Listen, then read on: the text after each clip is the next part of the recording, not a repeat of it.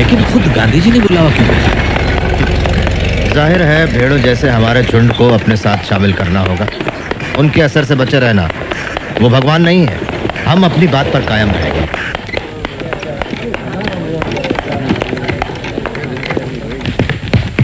नमस्ते। नमस्ते। बापूजी छत पर हैं। नमस्ते। आइए। नमस्ते। कहाँ तक सीखा चरखा चलाना मेरा बहन? मैं कोशिश कर रही हूँ बापू। गुड। तुम बिल्कुल सही काट रही हो। ध्यान दोगी, लगन के साथ करोगी तो एक दिन तुम निपुण हो जाओगी। बिल्कुल सही। Good good, that is right. Bapuji, doctor Ambedkar आ गया जी। हाँ हाँ हाँ, डॉक्टर अंबेडकर, आप मुझसे मिलना चाहते थे? गांधी जी, आपने ही मुझे चिट्ठी भेजकर बुलाया था। हाँ हाँ हाँ, याद आया। पता चला है कि आपको शिकायत है मुझसे और कांग्रेस से। मैं आपको बता दूं, अछूतों की समस्या को लेकर मैं चिंतित रहा हूं मेरे बचपन से। तब आप पैदा भी नहीं हुए थे डॉक्टर अंबेडकर।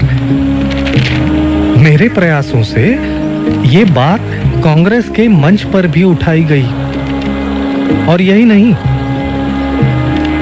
हमने 20 लाख रुपए भी दिए हैं अछूतों के जीवन सुधार के लिए।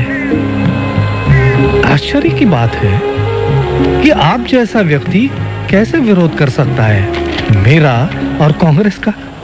असल में कांग्रेस ने इस समस्या को समझने का सिर्फ दिखावा किया है, दांभिकता भरे झूठे और खोखले आश्वासन देकर। आपने कहा कि कांग्रेस ने 20 लाख खर्च किए। मैं कहता हूं कि व्यर्थ खर्च की।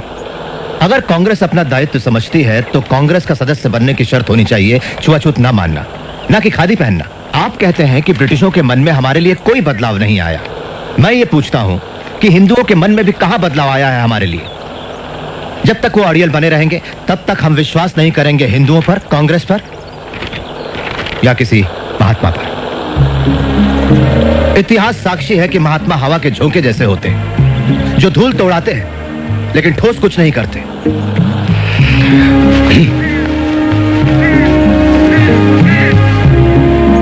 गांधी जी, मेरी कोई मातृभूमि नहीं, लेकिन ये सारा देश आपकी मातृभूमि है डॉक्टर अंबेडकर।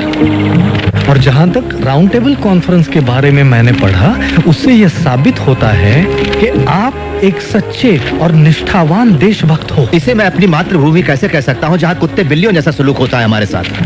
हम लोगों के साथ जो बर्ताव होता है वो इतना असहनीय है कि अगर हम कभी निष्ठावान ना रह पाए तो दोष इस मिट्टी का होगा, ना कि हमारा। कांग्रेसियों ने हमारे आंदोलन का विरोध किया, देशद्रोही कहा, और आप मुझे देशभक्त कह रहे हैं। मेरा मानना है कि मैं अपने लोगों के बुनियादी हकों की रक्षा के लिए लड़ रहा हूं, इस भूमि को बिना कोई नुकसान पहुंचाए। आप मुझे देशद्रोही कहें या देशभक्त, मुझे इसकी कतई परवाह नहीं। तो आपकी हमसे क्या अपेक्षा है डॉक्टर? आपने मुसलमानों और सिखों को राजनीतिक अधिकार देने की बात मान ली, जो कि राजनीतिक और आर्थिक रूप से अछूतों से ज्यादा आत्मनिर्भर है। गोलमेज परिषद ने अछूतों के लिए इसी तरह के राजनीतिक अधिकारों की सिफारिश की है। आपका क्या विचार है? मैं राजनीतिक आधार पर हिंदुओं और अछूतों में बंटवारे के खिलाफ हूँ। यह सरासर आत्मघाती निर्णय होगा। आपके स्पष्ट मत के लिए आभारी हूं। हमें पता चल गया कि इस संघर्ष में हम लोग कहां खड़े हैं। अब मैं इजाजत चाहूंगा गांधी जी।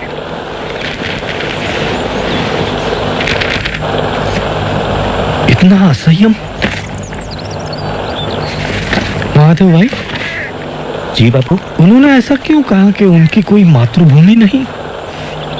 शायद महार होने के नाते ऐसा सोचते हो। डॉक्टर अंबेडकर क्या महार है? सारी दुनिया जानती है बापू।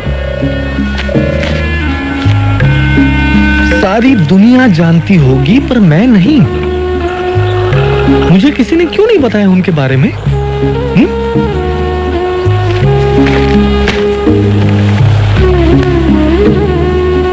मुझे लगा वे तो पुरोगामी ब्राह्मण हैं, पूना के। मिस्टर गांधी आज गोलमेज परिषद में हिस्सा लेने के लिए लंदन रवाना हो गए। उन्होंने पत्रकारों से कहा कि इस परिषद के सदस्य ब्रिटिश सरकार के चुने हुए हैं, न कि हिंदुस्तानी जनता के। मिस्टर गांधी के प्रतिनिधि बनने से हमारे दावे में कोई खास फर्क नहीं पड़ता। हमारी पहली जरूरत है पिछड़ी जातियों को राजनीतिक सत्ता से लैस करना, वही एक रास्ता है। लेकिन डॉक्टर अंबेडकर, आपको नहीं लगता कि शिक्षा से दलितों की स्थिति में सुधार होगा? लगता है अब गांधी जी से मिलकर आए हैं। हम लोगों में से सबसे ज्यादा शिक्षित मैं हूँ, फिर भी समाज मेरे साथ अछूतों जैसा ही बर्ताव करता। आप क्या मांगे रखने वाले हैं? हम स्पष्ट विभाजन चाहते हैं हमारे और सवर्णों के बीच। आप ये सब कैसे करना चाहेंगे? हिंदुस्तान के भावी संविधान में पिछड़ी जातियों को ऐसा मूल अधिकार दिया जाए जिसके तहत छुआछूत कानूनन जुर्म हो और दोषी सजा का हकदार हो। लेकिन डॉक्टर अंबेडकर, मिस्टर गांधी ने कहा है कि स्वतंत्र निर्वाचन क्षेत्रों का परिणाम गंभीर होगा और जो अछूत है वो फिर भी अछूत ही रह जाएंगे। उन्हें कहने दीजिए। आप 2000 साल से बह रही धारा को रोककर उसे विरुद्ध दिशा में नहीं बहा सकते। दमन करने वाले कभी मसीहा नहीं बन सकते। हम राजनीतिक सत्ता चाहते हैं, न कि सिर्फ खूबसूरत शब्द, अच्छे इरादे या दान। एक और सवाल doctor Ambedkar please. Mister chairman, मैं जानता हूं प्रतिनिधियों के दिमाग में क्या है।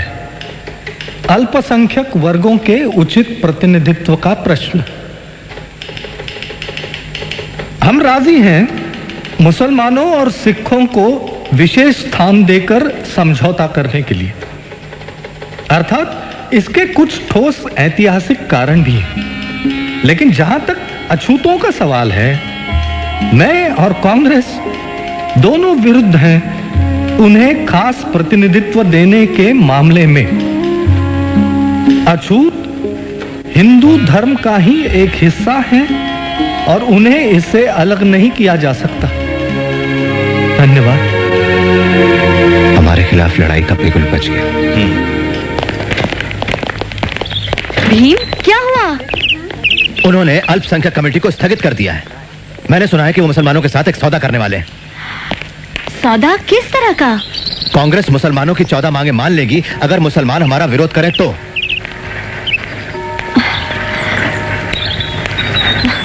मेरी कुछ समझ में नहीं आता। तुम्हें जरूर कोई गलतफहमी हुई है। वो इतने बड़े संत माने जाते हैं, वो तुम्हारे साथ नाइंसाफी नहीं करेंगे। संत? वो एक मंझे हुए राजनेता है फैनी। कोई रास्ता नहीं बचता तो मिस्टर गांधी फिर षड्यंत्र करते हैं।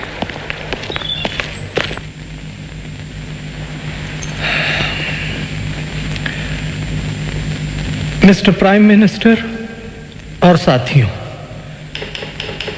मुझे बड़े दुख के साथ ये घोषणा करनी पड़ रही है कि हम सांप्रदायिकता के प्रश्न पर आपसी बातचीत के द्वारा किसी निर्णय पर पहुंचने में असफल रहे हैं। ये असफलता कमेटी के गठन में ही छिपी थी, जिसके सदस्य सरकार के प्रतिनिधि तो हैं, मगर जनता के प्रतिनिधि नहीं हैं। जहां तक कांग्रेस का सवाल है, वो सारे हिंदुस्तान का प्रतिनिधित्व करती है, जिसमें अछूत भी शामिल है। और मिस्टर चेयरमैन सर, मुझे इस बात में जरा सा भी शक नहीं है कि अपने समुदाय का पूरी तरह से प्रतिनिधित्व मैं करता हूं, पर महात्मा जी का दावा है कि कांग्रेस मुझसे ज्यादा अछूतों का प्रतिनिधित्व करती है। मैं इतना ही कहूंगा कि ये उन तमाम झूठे बयानों में से एक है जो गैर जिम्मेदार लोग अक्सर देते रहते हैं।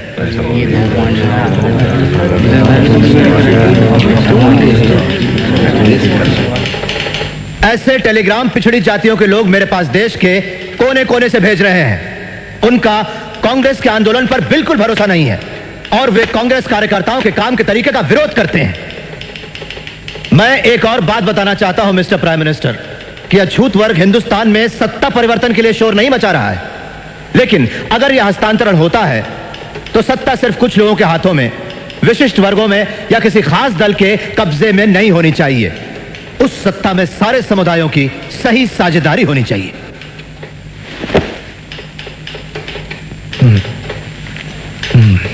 मुझे पूरा विश्वास है कि छुआछूत अब बिल्कुल खत्म होने वाली है और स्वतंत्र निर्वाचन क्षेत्र देने से यह कलंक बना रहेगा।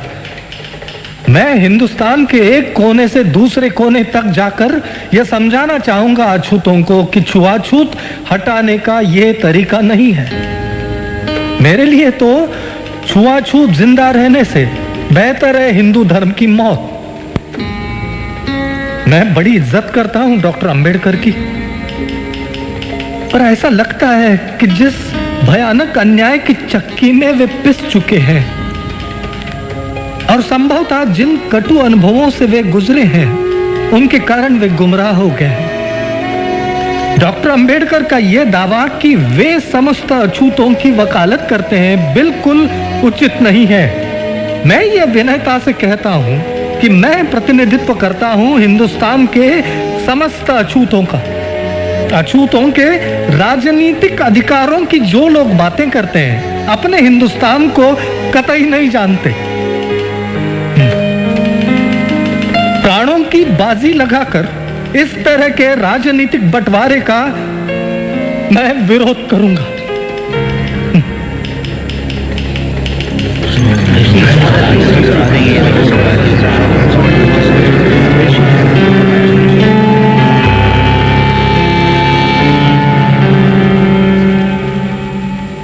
ये सरकार जातियों के आपसी मतभेदों को संविधान बनाने के काम में रुकावट नहीं डालने देगी। इसलिए जातियों के आपसी मतभेदों को आप कभी भी ज्यादा अहमियत ना दें। आप लोग, आप में से हर एक, इस कमेटी का हर एक सदस्य जातिगत सवाल को हल करने के लिए अपने हाथों दरखास्त लिखकर क्या मुझे भेजेगा और क्या मेरे फैसले को मानेगा। Thank you.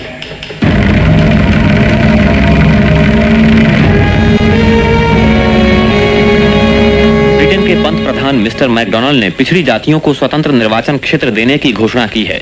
यरोडा जेल में महात्मा गांधी ने कहा कि हिंदुओं का बंटवारा करने वाले इस निर्णय का वे तीव्र विरोध करेंगे।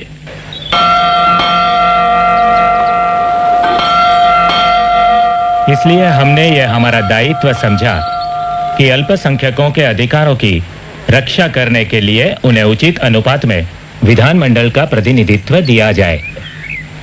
अतः मेरा विचार है मिस्टर गांधी कि आपको मेरा उत्तर यही होना चाहिए कि सरकार का निर्णय अचल है, और गंभीरता से स्वयं अपने आप से ये प्रश्न करें कि आपने जो कदम उठाने का विचार किया है, क्या वो वास्तव में उचित है। आपका परम शुभचिंतक रैमसे मैकडोनाल्ड।